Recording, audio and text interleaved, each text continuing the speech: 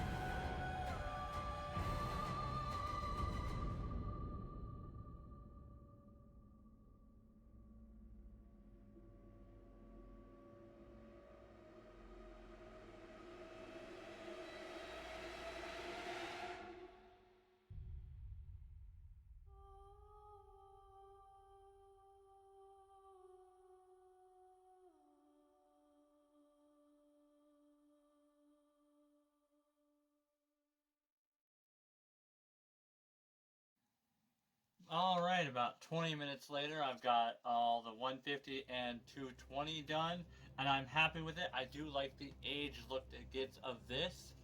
So I'm going to clean it off a bit, which I already just did. So here's another piece that I sanded right before this. Goes this way, yes.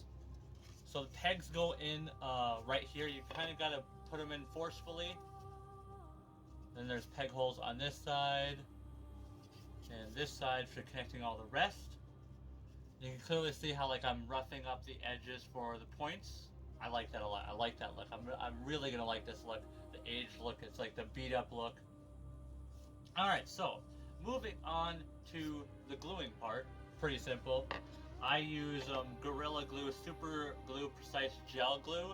It's got a really high adhesive. It's really strong. It dries really fast. And then we'll be moving on to sanding all the rest of the parts, which probably won't show you because that's going to probably take a couple hours. But I'll show you the final assembly for all the pieces. So, start off like this. I usually add a dab here, just so that I can get, and then all around here. You don't have to add much. I'm only adding a little bit because I'm also going to be doing a little bit of plastic welding as well.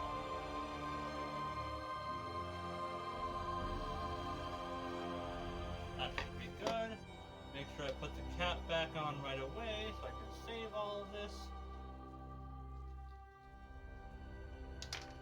Alright. Now, I discovered you got to be a little bit forceful. Come on. Unfortunately, also, these files don't... I gotta kind of tap this gently on the ground. There we go. Make sure I line that up properly. And clamp it together, or keep it like this static for a little while. You do notice there is a little bit of gap. That's because there's minor warping on my printing. But I'm gonna get my clamp and clamp together, and we'll see how it goes. Alright, so I have most of the blade now assembled. These are the final two parts right here. We'll lock those in. I will say this though, be very careful when using this glue. It is very noxious, so make sure to be using it in a well ventilated area. So, same thing as before.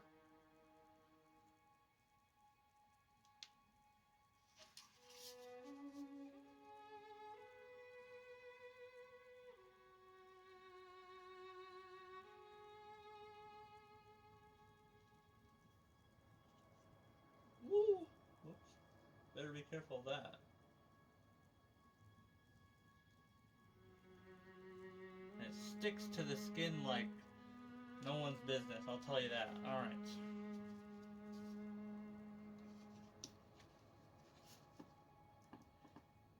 This is gonna be a bit tricky, honestly. I gotta be very careful.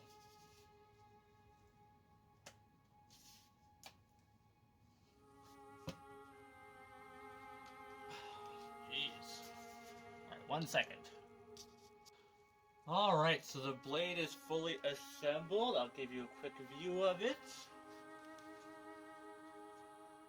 And I've already started plastic welding some of the pieces. I'll show you on how to do the rest. Had some glue residue, so I had to sand that off. Alright, so the supplies we'll be using for this is some wood filler, so the mini wax wood filler, like I did use on the handle. And we'll also obviously be using this right here. It is heating up currently right now. It might be ready to go now, so let's check it out. So plastic welding is pretty simple. They actually sell a plastic welder that does these little like S shapes that you just can like imprint on and then sand over and fill in. But you can also just do this. So that's what I'm going to be doing. Alright, so all you really need to do is just put it in, and then do it like for a second, it'll go into it, and then on to the next one.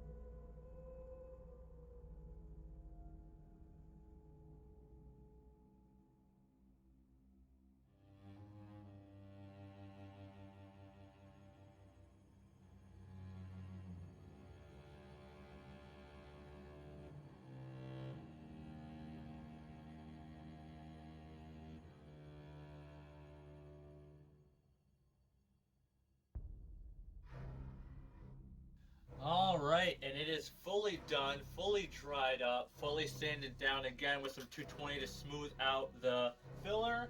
So, or to smooth out the wood filler. And for the filler primer, we'll be using the Rust-Oleum Automotive Primer. It bonds to plastic, works really well. I've got about like a half a can left. So hopefully it's enough for a couple coats for this. So let's get started, shall we? Alright, so we had a potential catastrophic failure. I was testing all of the pieces fitting together and seeing how the weight and the action of using the lever to hold it. Unfortunately, this piece snapped right here, and then as it hit the ground, this piece snapped here. So, learning curve from that. I decided to do a light plastic weld, and obviously that didn't work out well, especially for this and, well, potentially right here. But nothing else broke besides this, so I went over this with a really heavy duty plastic weld. I'm going to have to fill this in and sand it down, and then re-primer this area.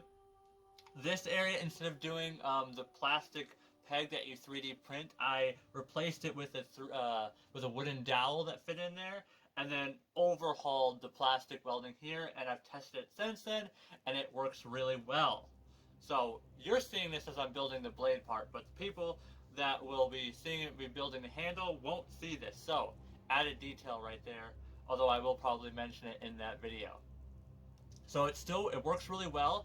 The only thing is though that I've discovered that I'm probably going to do is that I'm going to add a piece of foam right here so that when this hits there, it doesn't actually hit the handle, so that it has like a cushion, but I'll cover that with like wrappings and stuff, so you'll barely even see it. It'll be a nice detail, a functional detail. So yeah, I'm not going to show you because I've done enough sanding on these videos, done enough wood filling on these videos. I'm just going to go straight to the painting process after this. So yeah, we'll see you at the painting process. Alright, before we get to the painting of the blade, let's go over the colors that we are going to be using. For the base layer, we're going to be using this Rust-Oleum Universal Forged Hammer Antique Pewter. And it's the same as the one that I did the trigger mechanism for the handle. And then we are going to do either some weathering with some this, which is just a black forged hammered paint and primer all in one, or I'm gonna try some black shoe dye or black shoe polish. And then we are also gonna do a light spraying of this metallic like bronze. Looks really, really cool, and it's a really nice color. It's going to add some like more like older aspects to it. So yeah, let's start painting. Alright, so the blade is done besides the wrapping, and I'm absolutely loving it so much. So, you'll notice that this doesn't look very much like the antique pewter that I said it was. So this is a combination of like 3 colors, or actually it is a combination of 3 colors. And yes, I know you can still see some of these lines, but that is purposeful. I want this to look rough. I want this to look old and degraded. So the primary colors I used was a base coat of the antique pewter. I then went over it lightly with bronze, and then to give us like a dirty look and some like wear and almost kind of like an oxidized rust look, I went over it with some Kiwi's black shoe leather dye. That worked really well. You can see almost like dirt patterns. It's just smeared everywhere. And now we are moving on to the phase of wrapping it with the gauze and bandages. Now, the gauze and bandages obviously are going to be white and brand new. I weathered them with tea. And there's plenty of methods out there for weathering stuff. I just went with that one. And so yeah, let's start wrapping it, shall we? Alright guys, so we are done with the blade. The wrapping, honestly, on this was the most complicated part because I had to go through almost 2.5 wraps for the gauze on this. And also the fake blood. I redid it a couple times because I just wasn't happy, but I am actually happy with it now. I think if I make another version of this, I'm going to explore more acrylic paints more. So I made sure to spray the ends here in the fake blood extremely so that the blood darkened, so it looked like old. But this just looks absolutely amazing. I love all the details, and just like I did the handle, I sprayed the blade itself and let it dry, so it created some droplets on there. Looks absolutely fantastic, super nicely detailed. And yes, you can see some of the lines for the seam for the plastic welding and stuff, but that is by design. This is a very rough looking piece, and it just adds to it wonderfully. I love how the wrapping turned out. I even left some of the extras, just like in the game. You can see some of the wrappings coming off of it, so it's just absolutely amazing.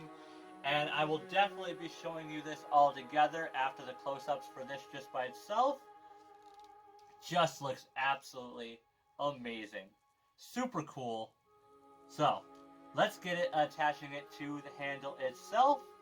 And I do have a surprise for you because I've been working on something and I haven't been filming it. So, let's get right to it, shall we?